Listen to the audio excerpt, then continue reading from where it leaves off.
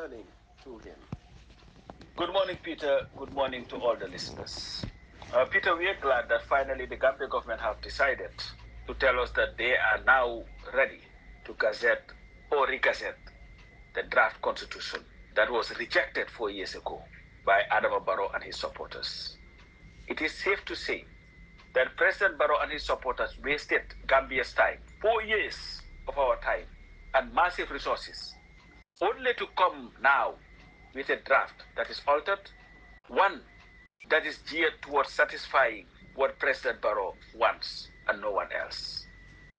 It is quite sad that any attempt that was made by the original drafters of the draft constitution to establish a government where there will be proper checks and balances, the cabinet of Adama Barrow had decided to omit all those provisions.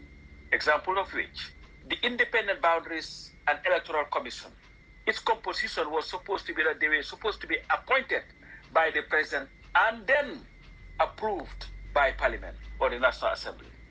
But President Barrow and his cabinet have decided to omit the provision that called for that very important commission to be vetted and approved by the National Assembly.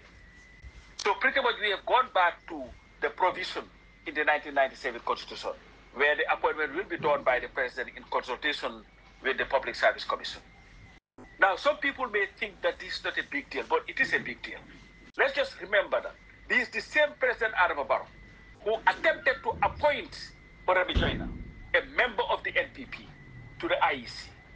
The only reason why he reneged on that appointment, or why he rescinded that appointment, was because of the outcry from people. But there was nothing that would have stopped him to do that. The IEC, or let's call it, if this thing passes, the Independent Boundaries and Electoral Commission, is one of the most important institutions to ensure not only free and fair elections, but at least a resemblance of stability and democracy in our country.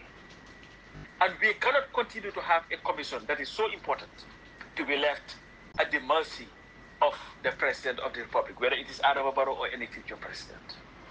So I urge people to go through these pages very carefully. Yes, we want a new constitution, but we must have a constitution that can stand the test of time. We cannot have a constitution that is designed to favor the presidency at the expense of the democracy that we are trying to build. Look at the term limits.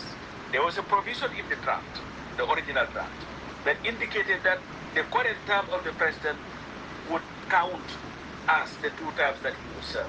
But that is conspicuously absent from this draft, meaning that President Barrow can run for elections in 2026, even if this passes, and in 2031.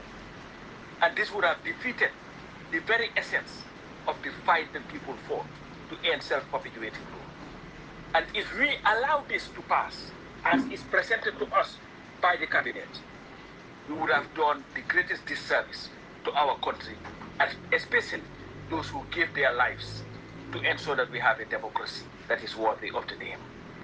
Yes, I want this process to be given a chance to go to the National Assembly, go through the committees, and the changes made. But we cannot pass this draft because the executive has definitely shown that they have no good faith towards giving us a constitution that would address the aspirations of the Gambian people. What this draft is a constitution that addresses what Barrow wants and nothing else. And if it is to be given to us like this at the National Assembly, with resistance to amend it, to put these necessary safeguards, we might as well just forget this and reject it outright. So people will say, let's give it a chance. I have no problem with giving it a chance. But we cannot be at the mercy of presidents who would just give us laws that they feel we must accept. Otherwise, settle for the 1997 Constitution. Because with this draft, yes, it may be better than the 1997 Constitution, but the same issues that make the 1997 Constitution untenable will still be evident, and are still evident in this draft. With that, I thank you very much. And that was 𝒕𝒉𝒊𝒔, and I'm sure in the coming editions there'll be more on the draft charter, and not just from 𝒕𝒉𝒊𝒔. I'll be happy to feature as many voices as possible. So if you have an opinion, do get in touch.